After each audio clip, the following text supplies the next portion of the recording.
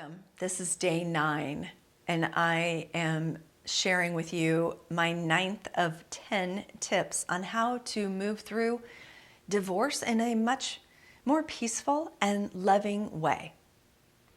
So this next tip that I want to share with you, it might seem obvious, but honestly, I don't think it is for most people.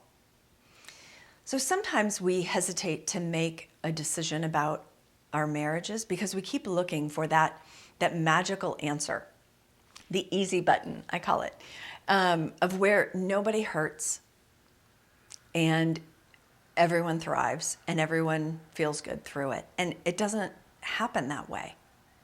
So the 9th tip that I want to share with you, and that I genuinely want you to remind yourself of when things get really hard, is that this is not supposed to feel good. It's not ever going to feel good, right? That seems obvious. Well, Sharon, we're talking about divorce. Of course that's not going to feel good. But here's what I want you to know. I've had clients over the years that when they're really in fear or despair or worry or doubt or second guessing themselves, whatever the negative emotion is that they're feeling, they come to me and they're like, Sharon, I'm suffering to some degree. Help me. And I wish I had that magic pill that takes away all suffering. I wish I did. I just remind them, this isn't supposed to feel good. What you're feeling is a perfectly rational emotion. I actually tell people, like, I would be worried about you if you were just like, oh, everything is wonderful and everything is great and this is going to be just so fantastic, and you really felt that, I would be worried about you. So the fact that you're feeling some negative emotion, it's okay. Nothing's gone wrong. It's normal. I think we all come into marriage with the best of intentions. No one comes into it thinking, oh, you know what, I'll try it out, and if it doesn't work, I'll just leave. We don't take this decision lightly. And so when a marriage ends, that's a loss. It's a death, if you will. Maybe it's a death of a dream that you had or that the two of you had together.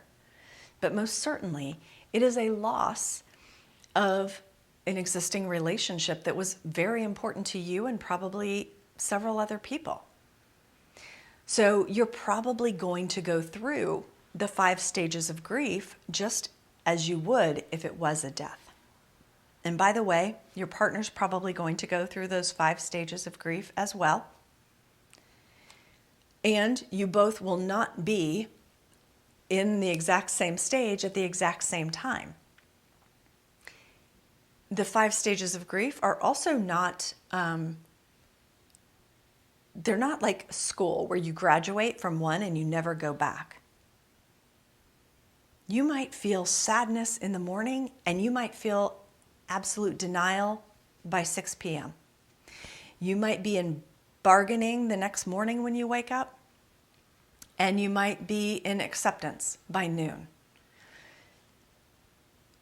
It's okay. Nothing's gone wrong. You're going to grieve the loss of this, and your grief process may not look like your partner's grief process. It may not look like anyone else's. But I don't want you to think you're doing it wrong or that there's something wrong with you. This is not supposed to feel good. It will never feel good. We love starting new things. We hate ending things. And that's just how it is. So remind yourself of that. I hope that's helpful for you. I still have one more tip on day 10 that I'm going to share with you tomorrow.